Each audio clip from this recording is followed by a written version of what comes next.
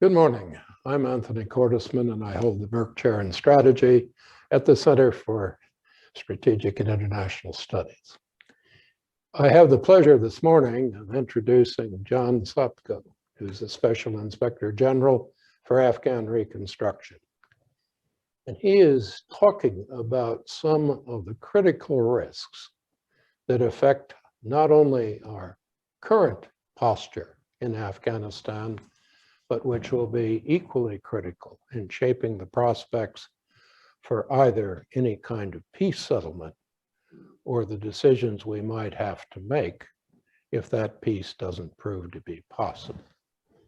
I think he is raising critical issues this morning, but I have to compliment John and his staff.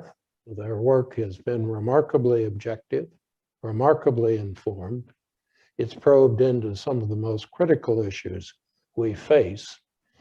And all I can say is several centuries ago, when I was involved at the collapse of Vietnam, how much I wish we had a body like SIGAR that could have provided the objective insight that's so critical to dealing with this kind of situation. John? Well, thank you for that kind introduction, and a good morning to everyone who's watching. I want to thank, obviously, Tony for hosting me today, as well as CSIS, which we've had a long and fruitful relationship with since I became the SIGAR. As Tony mentioned, I'm here this morning to release SIGAR's 2021 high-risk list. I hope you can see it. It exists and it's up on our web. You can find it at www.sigar.mil. It highlights, as Tony mentioned, 8 key threats to America's $143 billion investment in Afghan's reconstruction and ultimate peace in Afghanistan. These reports are issued before each new Congress and is the 4th high-risk list SIGAR has issued under my leadership. And the 3rd, I've had the privilege of releasing here at CSIS. You know, in planning for today's presentation, I was reminded by a colleague of mine of something Aristotle said over 2,000 years ago.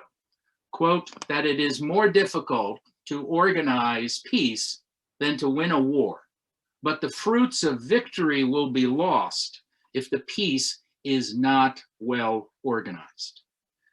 That is why I think many of you may agree with me that today's report may be the most important high-risk list that SIGAR has produced to date, since it addresses not only serious risks to ultimate peace and how peace is organized, but also comes at a most critical juncture. For the first time since U.S. forces entered Afghanistan in October 2001, the clock is truly ticking on America's longest war. May 1st, a mere 52 days from now, is the date upon which U.S. forces, under the terms of the Trump administration's agreement with the Taliban, are to fully withdraw from Afghanistan. Now, as many of you are aware, multiple reports from Kabul over the last few days indicate that the Biden administration is pursuing a new effort to end the war and bring peace to that country. The situation obviously remains extremely fluid. But notably, as reported in the press, Secretary of State Blinken sent a letter to President Ghani that emphasized that a withdrawal of U.S. forces by May 1st still remains under consideration. Now, U.S. forces right now stand at the lowest level since 2001 at 2,500 and 98% below their peak. As Secretary of State Blinken and Secretary of Defense Austin have stated before Congress, it remains in our nation's interest to ensure that Afghanistan never again becomes a safe haven or breeding ground for terrorists that can harm the United States. This has been one of the goals of America's reconstruction effort in Afghanistan, to help build a stable government with strong security forces to support the counterterrorism mission. After inheriting an agreement and a deadline, the Biden administration and the new Congress must decide the future of both our counterterrorism and our reconstruction missions in Afghanistan. Now, before I go any further, let me just put one caveat on this report and what I'm speaking about.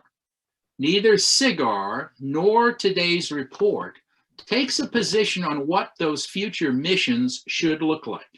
That's not the role of an inspector general. Nor do we have an opinion about the future presence of US forces in Afghanistan. As an inspector general, we leave these decisions to the policymakers. But what this report does do is highlight current and future risks to the reconstruction goals in Afghanistan. Risks that we believe will remain relevant as long as the reconstruction mission continues, regardless of what diplomatic and political agreements might be reached going forward. Now, as I noted 2 years ago, when I released our last high-risk list, Afghanistan faces a multitude of challenges, many of which have been exacerbated since then. Continued insecurity, uncertain post-peace settlement funding, the challenge of reintegrating fighters, endemic corruption, lagging economic growth, threats to women's rights, the illicit narcotics trade, and overall inadequate oversight by donors are the areas that we at SIGAR believe pose risks to both the Afghan state and American national security interests there. Now, while some have suggested that the United States may be able to achieve its counterterrorism and reconstruction objectives in Afghanistan from quote unquote over the horizon, I think most would agree with us that the best chances of achieving those objectives is to be able to partner with a strong, stable, democratic, and self-reliant Afghan state. But right now, that state is under threat. In the wake of the February 22, 2020 withdrawal agreement, all is not well. Compromise appears in short supply on either side. Taliban attacks have actually increased since the agreement was signed. Assassination of prominent officials, activists, journalists, aid workers, and others have also increased, including an unsuccessful attack on one of the female members of the peace negotiating team. And a Taliban offensive on Kandahar City last October, as peace negotiations were ongoing, may well have succeeded were it not for US air support. Peace talks between the Afghan government and the Taliban have achieved little for Afghanistan so far, and only time will tell as to whether the new Biden administration initiative will bear fruit. And the Afghan people's fears for its own government's survival are exacerbated by the knowledge of how dependent their country is on foreign military and financial support. Now, if the goal of our reconstruction effort was to build a strong, stable, self-reliant Afghan state that could protect our national security interests as well as Afghanistan's, it is a mission yet to be accomplished and may turn out to be a bridge too far. While the world's attention has been on the potential withdrawal of the 2,500 US and over 7,000 coalition soldiers in the country, Afghanistan's dependence on international financial and logistical support for its security forces may well be a more critical concern, and it's one I would like to discuss this morning in a little more detail. Let's consider the numbers. Almost 80% of Afghanistan's $11 billion in public expenditures in 2018, the most recent year figures are available, was covered by international donors, and things have not gotten any better since then. Of the almost $4.3 billion that the Defense Department estimates is required to fund Afghanistan's security forces in fiscal year 2021, the Afghan government plans to contribute just $610 million. Now that is a seemingly paltry contribution, but one that represents approximately 24% of Afghanistan's total estimated domestic revenue. Further, the Defense Department has reported to us that it no longer considers the long-held goal of a financially self-sustaining Afghan security force by 2024 to be realistic. All the while, the Afghan government may be learning that after nearly 2 decades of financial support, the patience and interest of international donors may not be infinite after all. Take, for example, the most recent Afghanistan Donor Conference, held virtually in Geneva this past November. Participants from 66 countries and 32 international organizations pledged approximately $3.3 billion in development aid for 2021, with annual commitments expected to stay at the same level through 2024. Now, this was a significant reduction from the amounts pledged in 2016. And when combined with another $3.6 billion in security assistance, is close to the bare minimum experts believe is necessary to preserve Afghanistan as a viable state. Further cuts in funding, in their opinion, could be highly destabilizing to Afghanistan. Compounding matters, as today's report indicates, the Afghan government still cannot manage the money it currently receives from international donors, particularly when it comes to the finances of its security forces.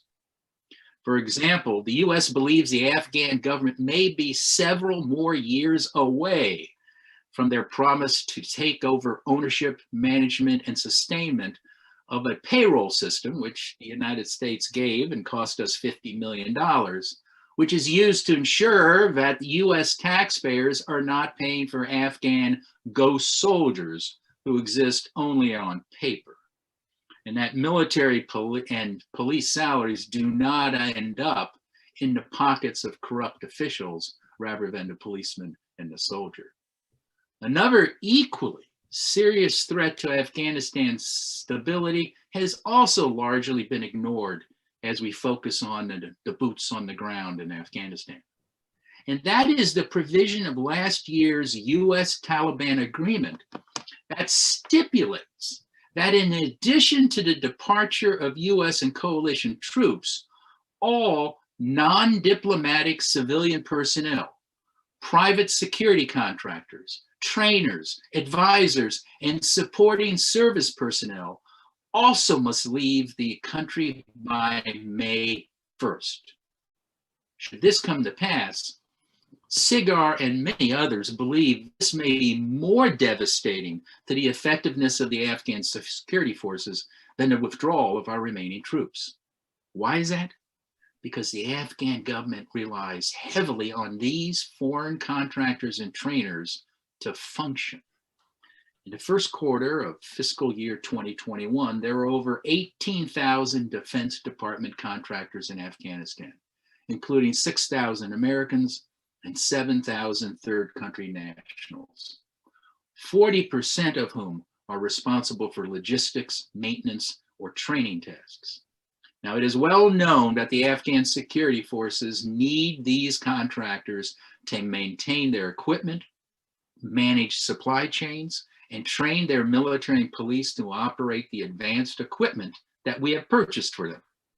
For example, as of December, the Afghan National Army was completing just under 20% of its own maintenance work orders, well below the goal of 80% that was set and the 51% that they did in 2018. So that's actually going down.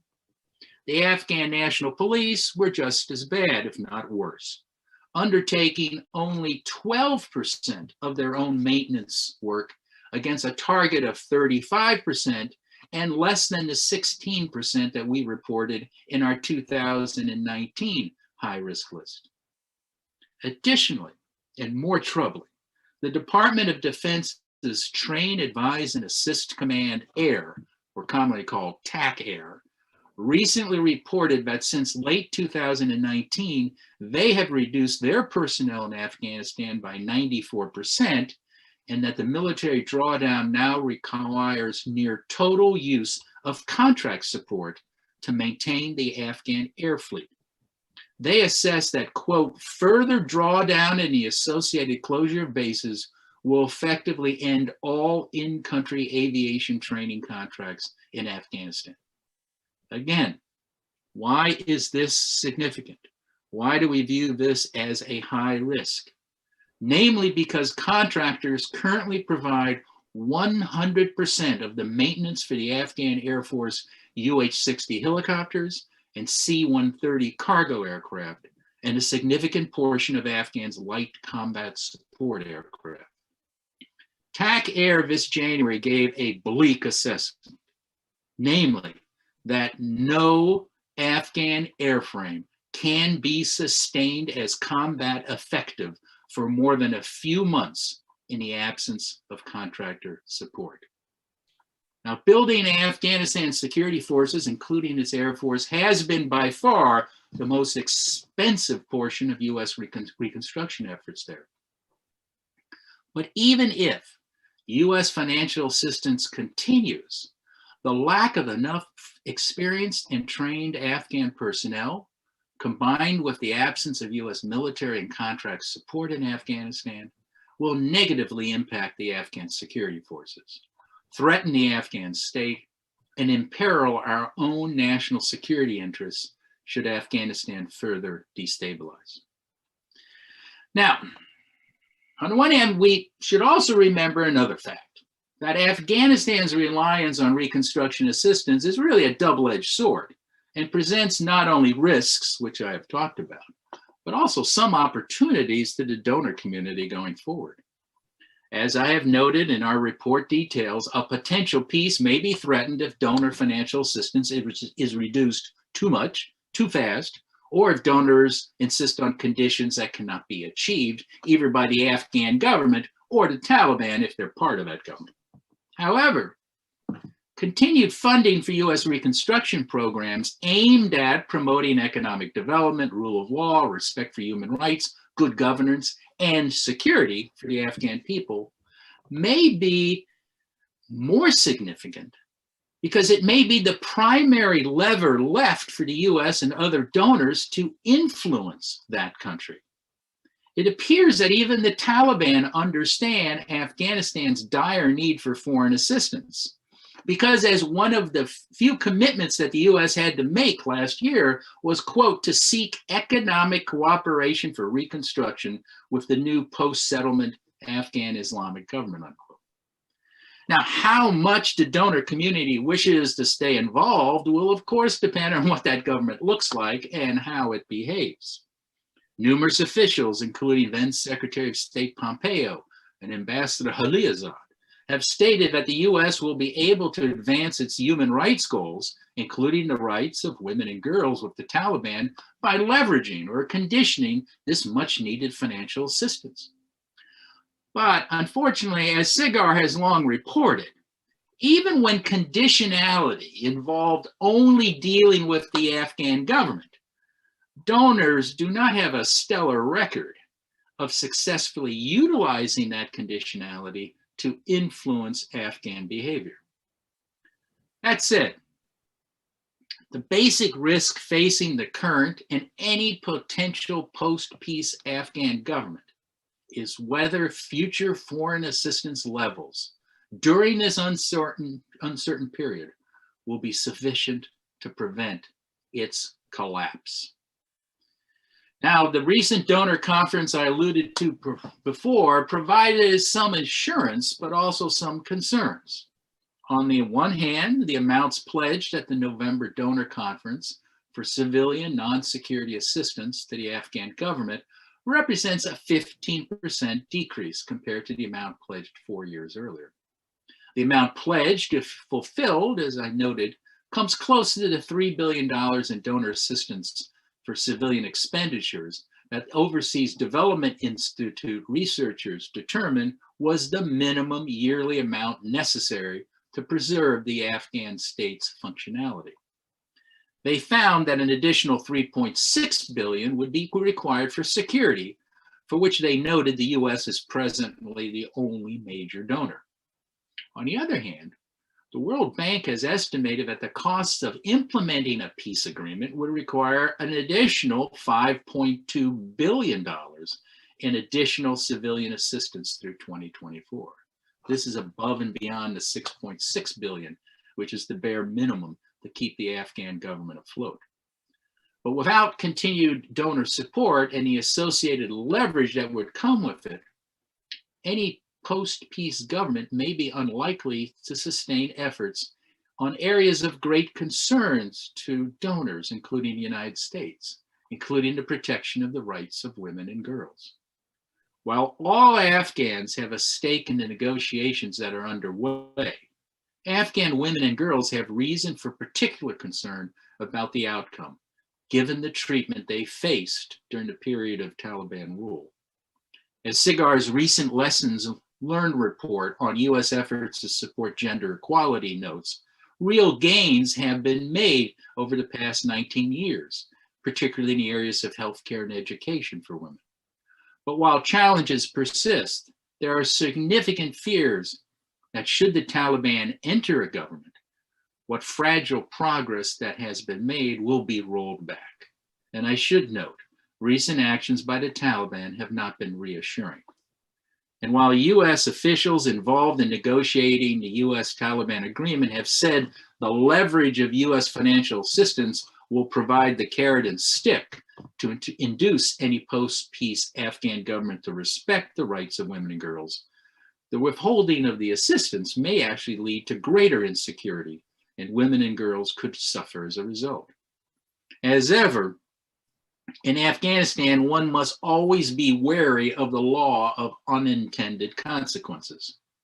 And as we highlight in today's report, one of those unintended consequences of our reconstruction effort over the last 20 years, namely corruption, continues to fester as international donors have, in their own self-interest, entered into a devil's bargain with successive Afghan governments to provide enormous amounts of financial assistance that paradoxically may have ended up undermining the entire military and reconstruction effort.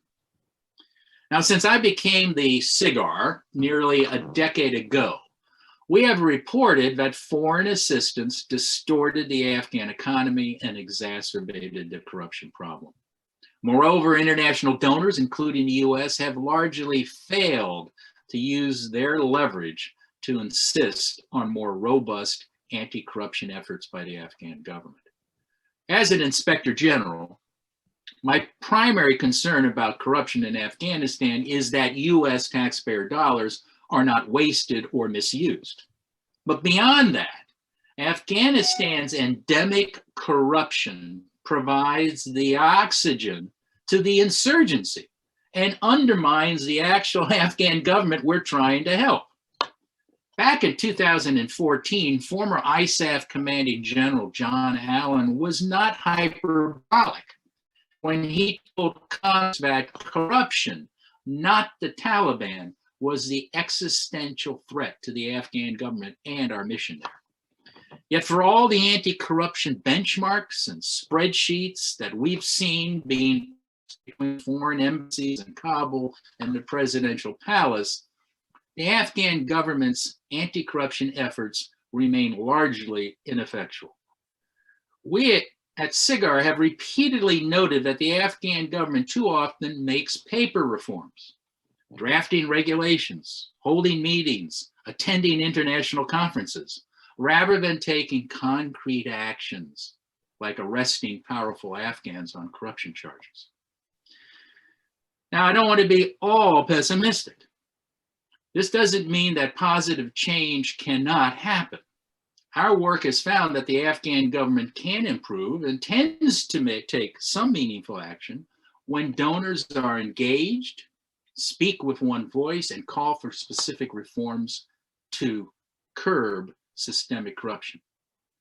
Unfortunately, I believe that the donors missed a key opportunity at the November donor conference to do that and make some real improvements.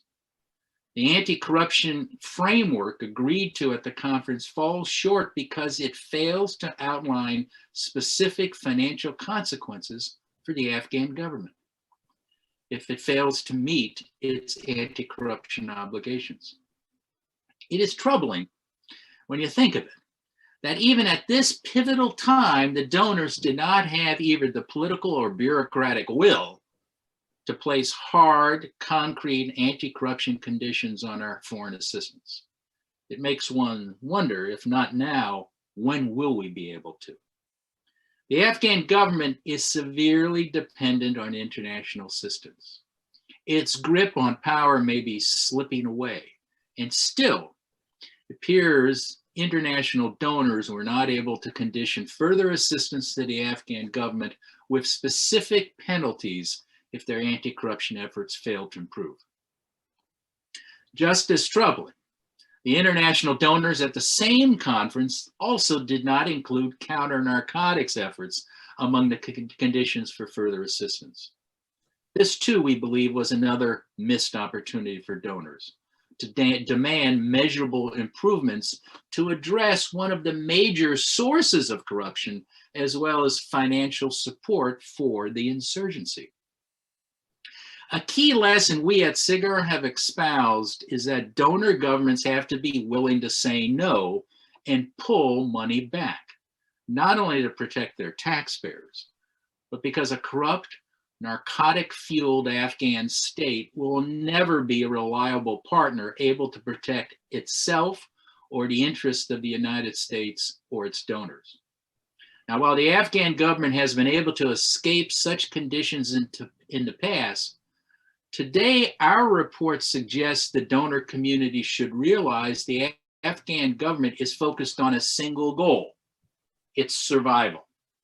Afghanistan is more dependent on international support than ever before. It may not be an overstatement that if foreign assistance is withdrawn and peace negotiations fail, Taliban forces could be at the gates of Kabul in short order. After all, we must remember it was when the rubles from Moscow stopped coming, not when the Soviet troops withdrew, that Afghanistan last descended into the chaos of civil war. Even if the Taliban doesn't threaten the stability of the Afghan government, the Afghan people, 85% of whom state that corruption is a problem in their daily lives, may do the job for them. As Samantha Power, President Biden's nominee for U.S. aid administrator, recently wrote in Foreign Policy, quote, "Anger over corruption and misconduct has been a driving force behind a surge in mass mobilizations around the world." And apropos of today's event, Tony, I should note that in her article, which is a very good article, I recommend everybody read it, she cites CSIS data that of the 37 major protest movements that occurred in 2019, opposition to corruption played a role in roughly half, leading in many cases to leaders' resignations and changes of government. So let me conclude. If the Afghan government, whether it includes the Taliban or not, wants the support of both international donors and its own population, it must take concrete action to tackle corruption, as well as protect human rights, especially the rights of women and girls. And if international donors want both a stable, secure, democratic Afghanistan, as well as public support to continue assistance to Afghanistan, they must take meaningful action to incentivize the Afghan government to do the right thing.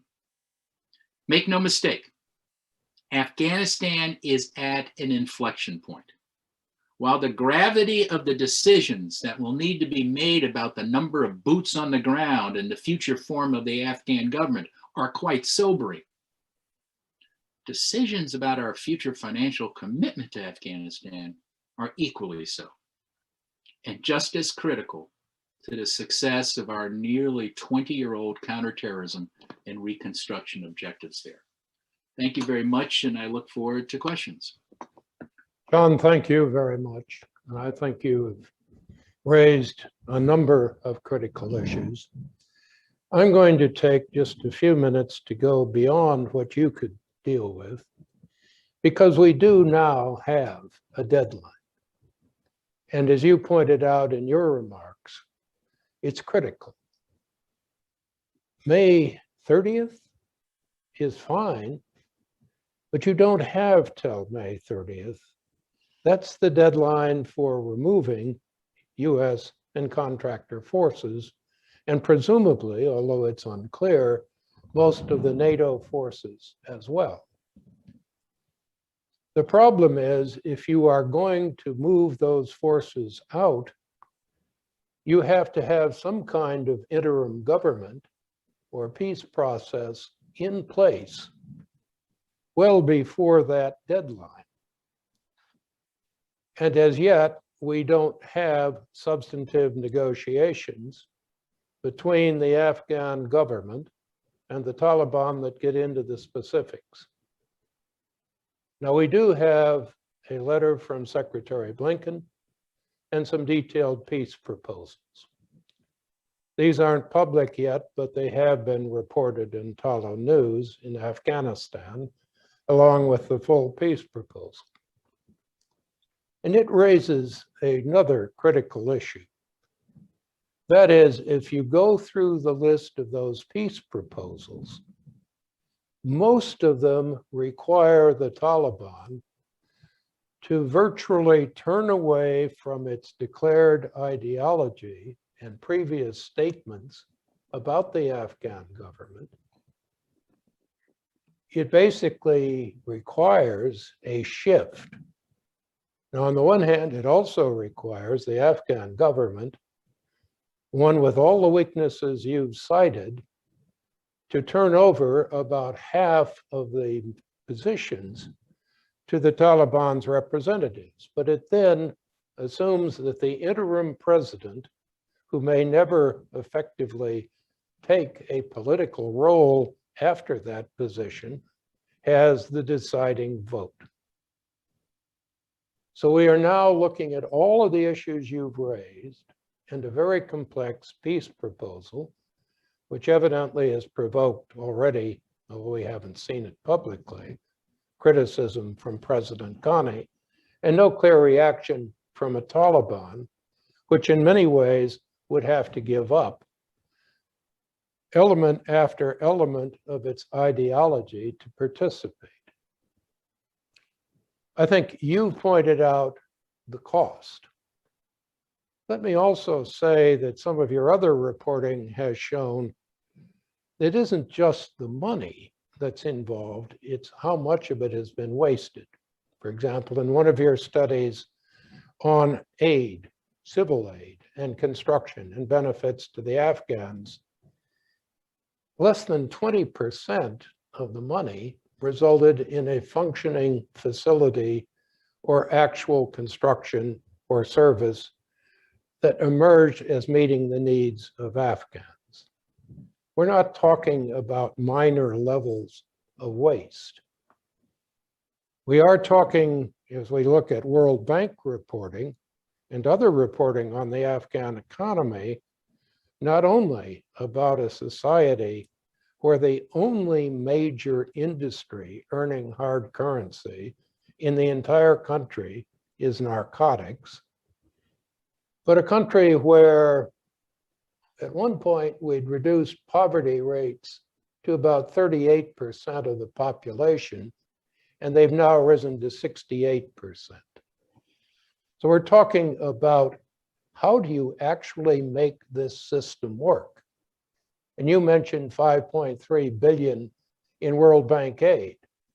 The problem with those figures, and all of them from the IMF and everywhere else, is they assume the money is spent honestly and effectively in a unified, efficient, and timely way without regard to faction, internal tension, power broker, or any other problem, which is a little like saying that if the US had a perfect economy and a perfect political system, it would cost X as distinguished from what we actually do.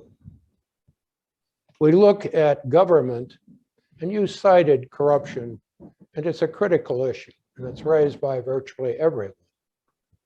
But one of the problems is that, as nearly as we can figure out, in much of the countryside, the Taliban has scored major gains. And in much of the countryside, the government, that is the supposed central government, has no real presence. For example, in its local district government, one report indicates that less than half of those district governments have a functioning prosecutor. In other words, their legal system is not working in much of the country. A lot of these are rural. The numbers aren't very good. But what we are talking about is an increase in rural areas, and particularly outside even the district capital, in Taliban interests and gains, or even in the Taliban becoming the real justice system. You mentioned the problems with the Afghan national forces. Reporting I've seen struck me very much as what I saw in the Pentagon as a civilian assistant to the Deputy Secretary during the collapse in Vietnam. You didn't create the support, the sustainment, the capability to actually get to the combat units, key elements of what they need. Elite units became more and more important, and reporting coming out of some of those elite units, including Afghan Special Forces, indicates they no longer have the intelligence and air support they did in December. One of your figures shows that the Afghan police can only maintain about 12% of their equipment. So it isn't just the army or the military. The police are supposed to be the presence of the government. Other reports show effectively in many areas, the government no longer can control or secure the highways or basic lines of communication. There are checkpoints, but many of these checkpoints are no longer manned by actual forces, and others are manned by the Taliban. I think the problem we really face is we have no objective reporting at all on what the actual success of the Taliban is relative to the central government, or even how the central government governs relative to power brokers and narcotics. Other figures that I think really are troublesome, and some of your reporting has addressed this. How many of these areas actually have preserved or improved the areas or rights of women? The letter from Secretary Blinken is very clear about preserving human rights, the progress that's made for women.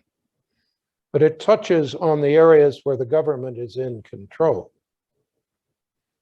And here, this, I think, raises the question: can we make a peace work?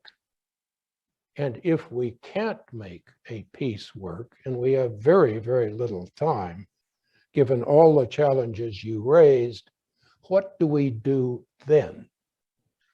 Because it isn't a matter of keeping 2,000 or 4,000 troops. It's a matter of keeping an Afghan government alive at every level: police, army, day-to-day operations. Somehow doing it with the war going on and potentially bringing contractors and Americans back as targets because the peace process has not succeeded. And this raises a question which I think we really now have to begin to address. You mentioned, and let me just conclude with that, the issue of, can you afford to leave a potential area for terrorist action? Well, the problem with that question is relative to what? Because if you look at the map of Africa or Asia or Central Asia, if you look at the Middle East, the number of areas where other terrorist movements now do present a threat, many of them much more direct in terms of threats to Europeans, our strategic partners in Asia, or our strategic partners in the Middle East. Where do we concentrate our resources? What kind of gains, if we leave Afghanistan, what is the pressure that puts on China, Pakistan, Iran, and Russia license? If the Taliban does not choose, I think all of this goes back to the point you raised in opening. These aren't theoretical questions. One way or another, we have to answer all of them by the end of May, or indeed well before. And the other issue is, in many cases, given your numbers, it means bringing many thousands of contractors or military or advisors back into an Afghanistan where we have removed many intelligence assets, air power, and the ability to administer aid in the field. I guess what really scares me are the deadlines. But with that, let's open things up for questions.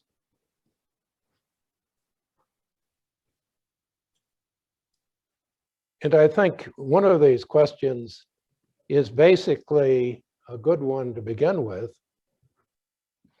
What do you say to the argument that the US has invested too much? Is this a good enough argument?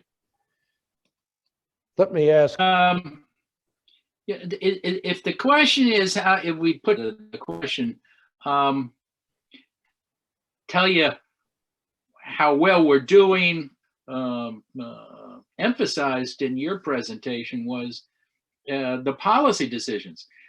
I don't do policy. I don't, and no IGs should do policy. Our job, we look at the process. But what we're saying is these are the risks, and I've wholly commend you for highlighting. We got a lot of questions we have to answer and decisions to make in 52 days. And they involve all of the things we just talked about, and one is throwing good money after bad.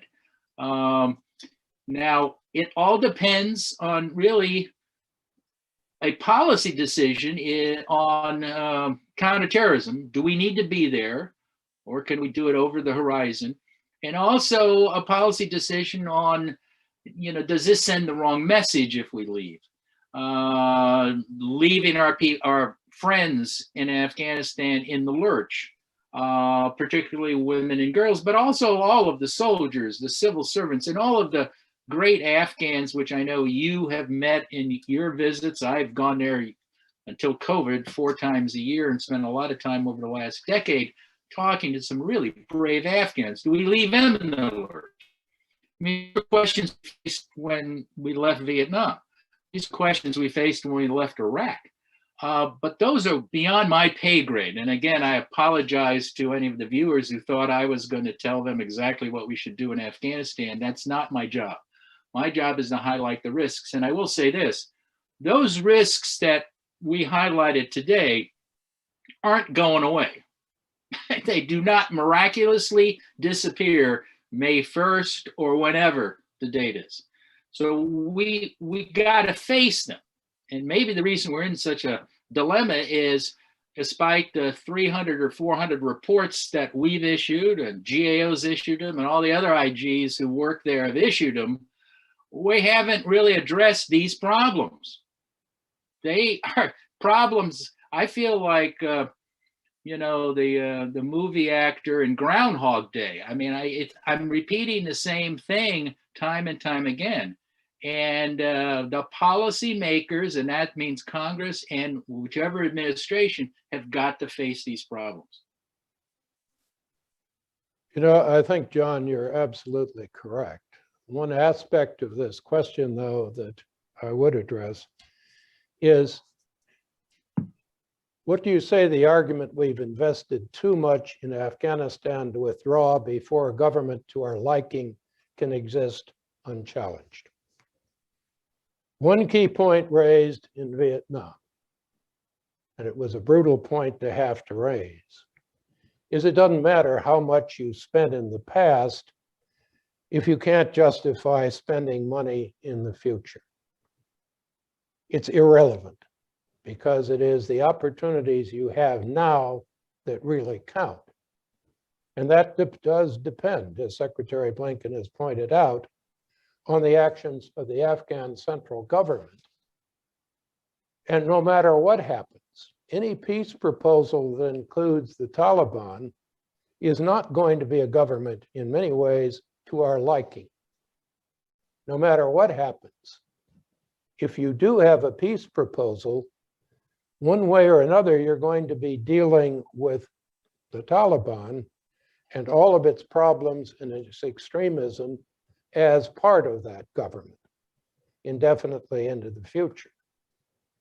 Those aren't choices where you can say, we'll stay until we have bought success, or because we spent money in the past, we should spend it in the future.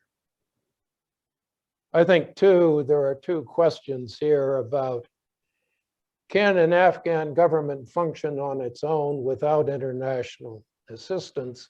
And if so, when? And I'd just say, from what you have said earlier, the answer is twofold. One, we simply don't know when. Even with conditionality, we could actually say they will not need massive amounts of security aid to stabilize whatever agreement is reached, if one can be, and to keep the economy functioning. It isn't just a matter of the current government and its corruption. Looking at World Bank and other reporting, given the population, hyper-urbanization, problems with water, problems with the devastation caused by war, no one can predict the point at which Afghanistan will be able to stand on its own. Tony, if I can add to that, I think we're pretty clear in this report, and I think many of the other donors realize that too, is if we don't provide financial support at a minimum, but then you also have questions about technical support, but financial support, the Afghan government will collapse.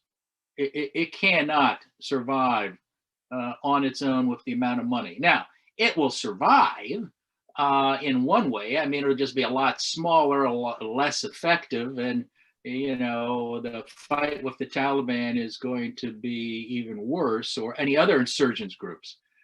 So I think we can clearly state that. I mean, there's a delta between what the Afghans raise in revenue legally and what the government costs, which is a lot bigger. And I forget what the delta is now. It's about 6 billion or so, 5 to 6 billion, but that'll only grow.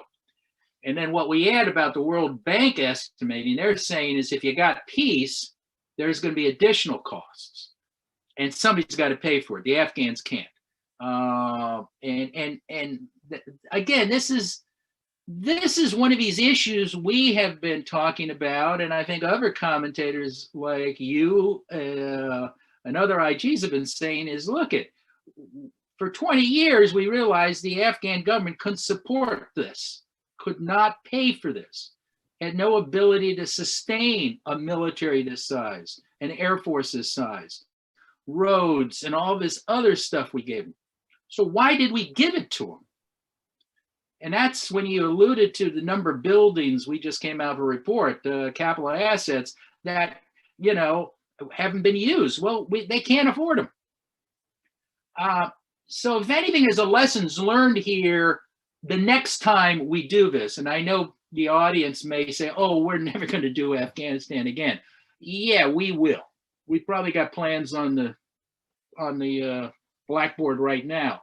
I mean, we will go in with like gangbusters in some poor country that needs assistance or is fighting an insurgency, and we're going to open the, I hope we don't, but there's a tendency we don't learn from our mistakes. That's why General Allen and others told us years ago to set up a lessons learned program that maybe we at least can write the lessons and what we learned from and what worked and didn't work. And, you know, that's the reports we've alluded to. But, you know, this has been a horrible waste of taxpayer money in many regards. And we can learn from that. Now, let me just throw one other thing out, Tony. I mean, a lot of the waste was early on. Actually, we can actually do more with less. And that's another thing we talk about. Be more directed in your assistance, be more directed in your programs. And so it's not all negative. I mean, if we stay in Afghanistan, there is a smart way to do this. And you can use smart conditionality. I just hope that Congress and the administration takes some of the advice that us and other IGs have given them over the years. Well, I think you raised some critical issues, and I think we should also mention two things. One, when you don't provide aid from the outside, you have a country whose only real capacity to earn today is to export narcotics. Now, no one has said anything about counter-narcotics and the impact of the peace process. Basically, our own narcotics programs, as you point out, and others have, failed completely. Basically, Afghanistan now faces only one real problem: synthetic drugs. It isn't counter-narcotics efforts. So we have to bear that in mind. The other thing is, when we talk about Afghan corruption, we need to remember that World Bank, IMF, Transparency International, a host of other groups, this corruption is endemic in much of the world. The Afghan regime is scarcely unique. It's just the place where we are fighting. And the conditionality you raise could be easily applied. What on earth do you do when it comes to Yemen? What happens in trying to have recovery in Syria or in Iraq, which has roughly similar levels of corruption, or in Lebanon, which is described as one of the most corrupt governments in the world? So one way or another, we have to come to grips with this issue. It isn't something where we can say, you leave Afghanistan and go somewhere else. Where else? Somalia? These are questions which, as a country, a global power, we're going to have to answer. I don't know. Let me give you a few minutes if you have some final comments to make, because I think you've given us a critical introduction to the realities of what we face. And it is not 2024 or some indefinite date in the future. It isn't even May 31st. Basically, this has to be made to work now, or we face the collapse of a process where we really have no alternative. Well, let me conclude by just saying, as pessimistic as we have, sounded, I want to end on at least a little bit of an optimistic note. All is not lost. These are tough issues. As you know, Tony, I spent a lot of time up in Maine, and I have a favorite phrase about wickedly difficult things. Well, this is wickedly difficult. The deadline and then the state of play of Afghanistan, and you got to make these decisions to some extent, or hold off the Taliban from enforcing their part of agreement for 52 days or 56 days, how many it is. But you know, we can come out on the other side if the policymakers decide to do so, with a more targeted reconstruction program, more targeted assistance, and we all are hoping for peace. I mean, that is the way Afghanistan's got to survive, is they got to work out a peace deal. Now, one thing we've learned on corruption, on a lot of things, gender issues, our lessons learned report talks about that too, is, you know, we can't impose our values on another country. They have to want to fix it. They have to want to fix the problem they have with many of the women in Afghanistan are being treated like they live in the 4th century. They have to fix the endemic corruption problem where prime ministers and ministers and whatever can take money and just fly all over the country and all of that. They have to fix the problems that created the Taliban, which ironically, if you read the reports done by many people, including yourself, Tony, you talk about the Taliban arose to some extent as a reaction to the corruption. And the irony is the human rights violations being conducted by the government at that time. So, but these, they got to fix. We can help them, but we got to get out of this idea that we can impose everything. We can condition, we can walk away, we can add money, subtract money, whatever. But it basically boils down to, this is an Afghan issue that they have to address. We as partners, as comrades in arms, as well as comrades in aid and assistance, can help, but they have to fix it. And they can, with our assistance and the assistance of other aid people. And if we learn from our prior mistakes, we can do a lot better job going forward. John, thank you very much. I think that you've given us a superb introduction to probably one of the most critical problems we face as a country. And I think it is wise to end on a positive note. And let me just say, in fairness to the administration, that Secretary Blinken does raise in his peace proposals the possibility of shifting these deadlines and negotiating on a broader level over more time. So there are at least some options, even in the short term, for moving forward. And ladies and gentlemen, thank you very much for watching. Thank you, Tony.